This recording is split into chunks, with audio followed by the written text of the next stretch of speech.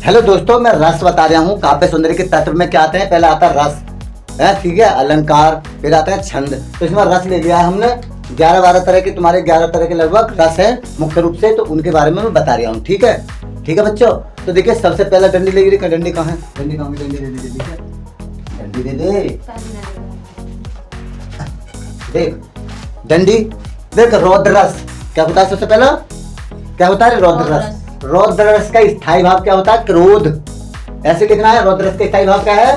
क्रोध। जब किसी व्यक्ति का अपमान, अत्याचार और निंदा देखकर, किसी व्यक्ति को अत्याचार हो रहा है, अपमान हो रहा है, उसके निंदा हो रही है, चाहे आपका घर का व्यक्ति हो या कोई भी हो या सगे संबंधी हो, तो उसको देखकर एक व्यक्ति में क्रोध आ जाता है। क्रोध, गुस्सा आ जाता है, तो उसी को हम रौद्र रस के नाम से जानते हैं। समझ गए?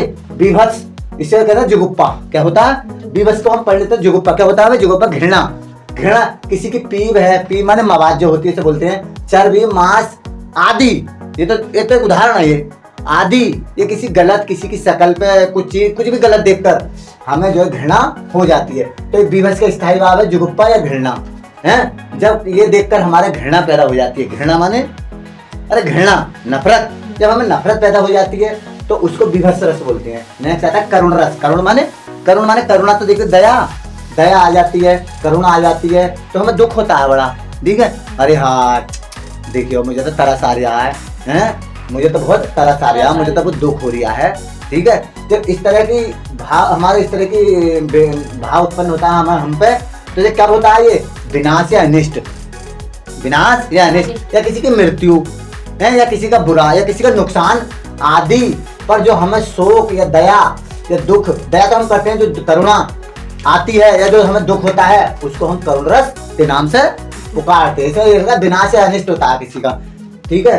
हास्य, हास्य माने होता है हंसी, वो हास्य नहीं है, हास्य तो ये हो गया रस। हास्य, हंसी को तो बोलते हैं, इसका स्थायी भाव होता है हास्य, हंसी।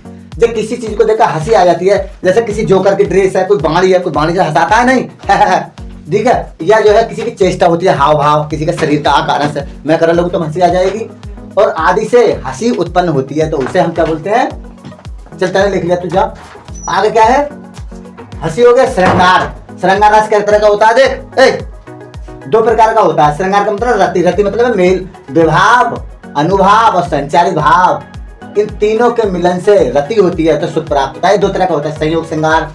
नायक नायिका होती है, कभी तुम देखिए, एक हीरो हीरोइन, नायक से कहोगे हीरो, और नायिका की मीनिंग होती है हीरोइन। हीरो हीरोइन का जब मिलन होता है, उससे सुख, कभी हमें मिल गए, तू मिल गए, तो इसे संयोग श्रृंगार बोलते हैं। 2 प्रकार के श्रृंगार है। संयोग रस सुख होता है, एक वियोग होता है। नायक नायिका बिछड़ने से जो दुख होता है, बिछड़ने से दुख भी होता है, दुख तो है, परंतु सुख भी हूँ, सुखी भी हूँ मैं। एक तरफ तो दुख है, कभी नायिका में चले गए, मैं इधर हूँ, है तो सुख, मगर कुछ दुख हो रहा है, मतलब दुख के साथ सुख है, सुख दुख दोनों समान होते हैं, तो वियोग रस होता है। वियोग, अरे मेरे चले गए हैं, बेचारे मरे नहीं है, समझ गए, मरे नहीं है, बस बिछड़ गए हैं, है सुख हमें। वात्सल्य रस, वात्सल्य का मतलब होता है बालकों के प्रति बड़ों का प्रेम। वात्सल्य मतलब बालक आ गया, बास है, बालक आगे नहीं, अरे बास है, बालकों के प्रति बड़ों का प्रेम होता है, इसका स्थायी भाव होता है वात्सल्य। वियोग का, वियोग नायक नायिका रति है, इसका तो श्रृंगार का, ये तो ये संयोग श्रृंगार, वियोग श्रृंगार ही जिक्र किया गया, इसका होता है सुख। वैसे श्रृंगार का, नायिका का मिलन, नायिका का बिछड़ना। संयोग से, संयोग माने मिलना, वियोग माने बिछड़ना। वात्सल्य बड़ों का प्रति, समझ गई? इस तरह पूरा याद कर ले। अगले वीडियो में मैं 4-5 तरह के और बताऊंगा। प्रेम, स्नेह, स्नेह आधा सा ना एक ही मात्र, स्नेह, स्नेह प्रेम को ही बोलते हैं हम, ठीक है। स्नेह, स्नेह माने होता है मेरे स्नेह है, इस बच्चे को मैं चाह रहा हूँ, बहुत ज्यादा प्यार कर रहा हूँ उससे, तो स्नेह होता है। समझिए 6 तरह के बोले, अगली वीडियो में पूरी तरीके से बता दूंगा, ठीक है। पता चल गया तुझे? अब तो छुट्टी, नेक्स्ट वीडियो में 4-5 और वो बता दूंगा। वीडियो अच्छी लगे तो लाइक शेयर करना, बहुत ज्यादा जो है हम बताते चलेंगे वीडियो को। देख, बाकी के रस बचे हुए थे, कितने रस थे बाकी के? 6 तो हमने पिछली वीडियो बना दिए थे, हम एक साथ वीडियो भी जोड़ देंगे, ठीक है। तो रस चल रहे थे हमारे काव्य सौंदर्य के रस। तो अगला है इसका, देखिए 7वां नंबर आ जाए भयानक। भयानक रस होता है, हमने रस नहीं लिखा है इसका, किसी को तो रस ये लिख दिया हमने ऊपर। देख ली मोनिका, समझ ले बात को, लिख ले एक लाइन है, पहले समझ ले तू भी, देख। तो भयानक, भयानक तो जानती क्या होता है? भयानक अंग्रेजी में हॉरिबल, भयानक है फियरफुल। तो भयानक का मतलब होता है भय, भयानक, अरे भैया क्या होती है? पूरी मुझे डर लगी, मैं तो डर गई। कहते हैं भयानक मतलब भय, डर। इसका स्थायी भाव क्या है रे? डर। भयानक चीज से डर, यानी हम छोटा लिख दिया हमारे शॉर्ट में नोट से, किसी भयानक वस्तु ये सगले, अरे किसी भयानक वस्तु या चीज को देखकर जो हमारे दिल में डर लगने लगता है, उसे क्या बोलते हैं? भयानक रस। उसका स्थायी भाव भय या डर होता है। ठीक है, समझ में आ गया ना? समझ में आ गया? बन सकना किसी भयानक चीज को तो डर लगता है। और वीर रस, यार तू तो बहुत वीर है, तू तो बहुत बहादुर है। कहते हैं बहादुर, तू तो बहुत वीर है, तू तो बहुत बहादुर है। क्या देते हैं? बहादुर है। बहादुर वैसे वीर रस बात है। इसका स्थायी भाव क्या है? सुबह जब वीर होगी तभी उत्साह भर गया मेरे मन में। क्या मैंने उत्साह भर दिया? आज तुझे उसे मानना, चित्त करना, पट करना है, हिम्मत मत हारना। तो मैंने तेरे दिल में क्या बोलते? उत्साह भर गया, उमंग भर दी। अरे मारना, ताकतवर से जाना।